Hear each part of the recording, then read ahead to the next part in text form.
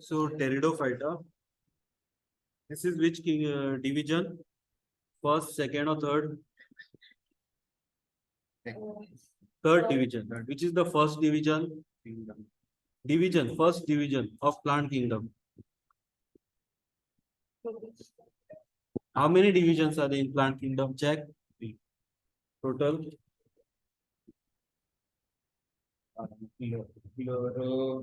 There are 5 divisions. First is algae. Then we have bryophyta. Then pteridophyta. Then gymnosperm and angiosperm. Algae completely was aquatic. Bryophytes, what they are also called as? They are called as amphibians of plant kingdom. Now Pteridophyta, these are the terrestrial plants. The first plant to grow on land. Okay, this is the first plant to colonize the land. Okay, so Pteridophyta, they include hostile and ferns. So these two types you have to study, hostile and ferns. Now they are found in cool, damp, shady places. Some flourish well in sandy soil condition.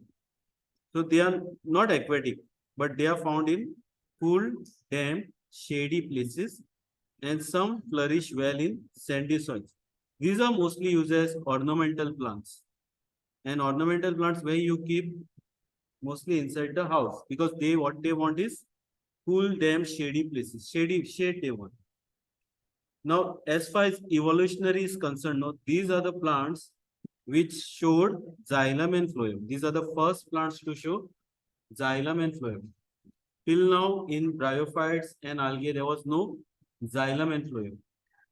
Algae, it was completely like a thallus. There was no root, no shoot, or no stem.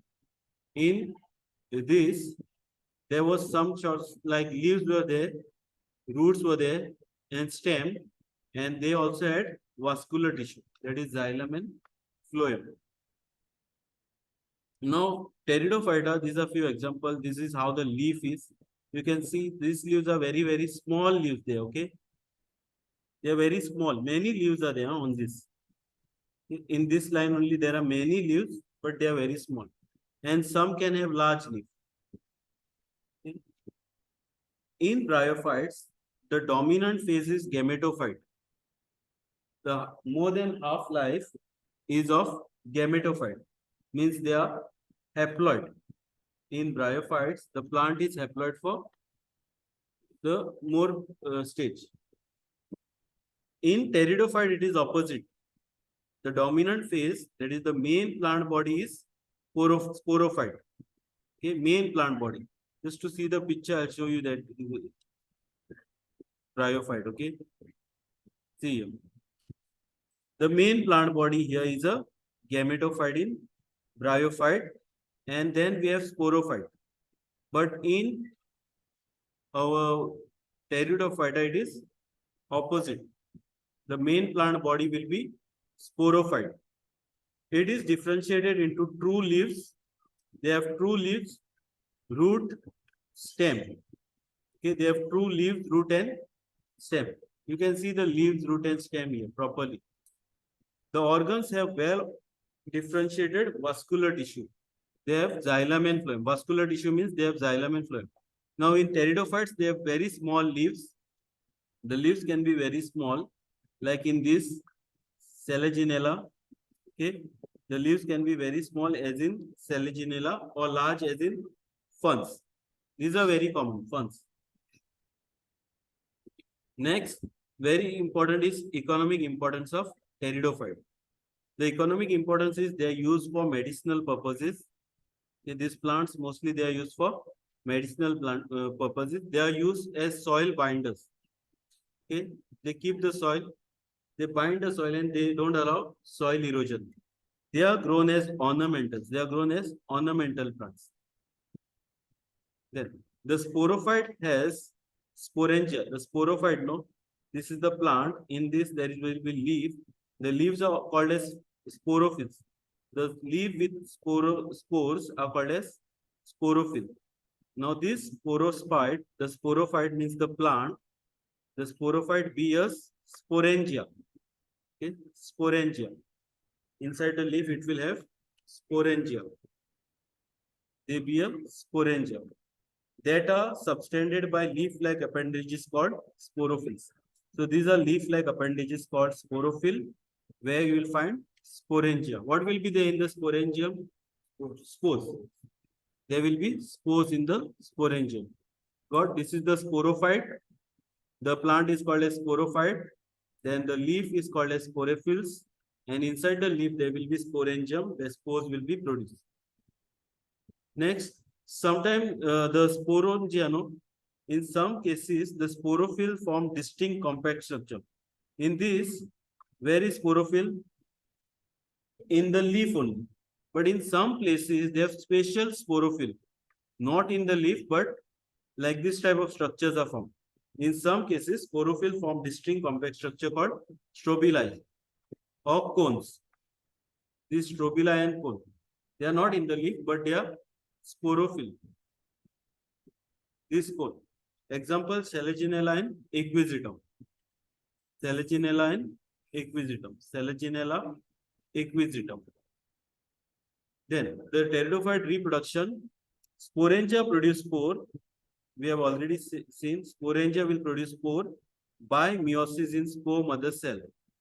The spores germinate to give small multicellular free-living photosynthetic thalloid gametophytes called prothallus. So this sporangia will produce spore, okay, by meiosis. So by meiosis, what will happen to the chromosome? From 2, it will become 1. Okay, the chromosome after undergoing meiosis, the spores will produce gametophyte. That is single chromosome. And this is the gametophyte. Okay. This is called as prothallus. Then prothallus requires cool, damp, shady places to grow. The prothallus, it requires cool, damp, shady place to grow. Also, it needs water for fertilization. It needs water for fertilization. So the spread of pteridophytes is limited and restricted to narrow region. We cannot spread because of water will not be there everywhere. The gametophytes bear both male and female sex organ called antheridia and archegonia. This gametophyte will have both the male and female organ called antheridia and archegonia. Now this antheridia will be haploid because the gametophyte itself is a haploid. The archegonia will also be a haploid. They will fuse to form a diploid sporophyte. Gametophyte is there, which has antheridia, which is haploid. The gametia also has archegonia, which is haploid. They will fuse and it will become diploid sporophyte. Here, what is needed for transfer of antherozoids, male gametes to the from antheridia to the mouth of archegonia? So, what is needed to transfer the male gamete? This is prothallus, the sperm and egg. Okay. The sperm to reach to this egg, they require water. Okay. This is sporophyte. Sporophyte. This is spore, which is starting to grow. The spore will grow into a prothallus, which is gametophyte. These spores undergo meiosis. The spores are formed by meiosis. So this is spore starts growing. This spore which is grown is called as prothallus. This will have both the male and female antheridia and archegonia. Antheridia will produce sperm. Archegonia will produce egg. They have to meet. The sperm needs water to go to the egg. When they fuse, you will get a new fern plant. Okay, starts growing and it grows like matures. Antherozoids fuse with the egg. Antherozoid and the sperm and the egg fuse. Antherozoids fuse with the egg to form zygote. Zygote develops into new sporophyte. The zygote which is formed here after fusion will form a new sporophyte and it will grow. Then the cycle will keep on continuing. So here there are two phases. Which is this phase, spore phase? Haploid or diploid? Diploid. Diploid. The spore phase is diploid. Okay, till here it is diploid. Then the spores which are produced, the sporophyte is diploid, the gametophyte is haploid. That's why it has two different phases, haploid, diploid phase. Sporophyte is diploid, gametophyte is haploid for all, because the gametes are haploid. That's why gametophyte. Now here, the reproduction. Most of the pteridophyte produce similar kind of spores and they are called as homosporous plant. Same kind of spore, just like isogamy, same kind of gametes, same kinds of spore, they are called as homosporous. Other produce two kinds of spores, macro, mega and micro spores. They are heterosporous. Some will produce two kinds of spores. Macro means will be bigger, micro will be smaller, and they are called as heterosporous. Example, Selaginella and Salvinia. This is Salvinia, and this is Selaginella. This is mostly used as ornamental plant. Then this is reproduction. See here, this is the sporophyte, this is the sporangium, this is the sporophyll.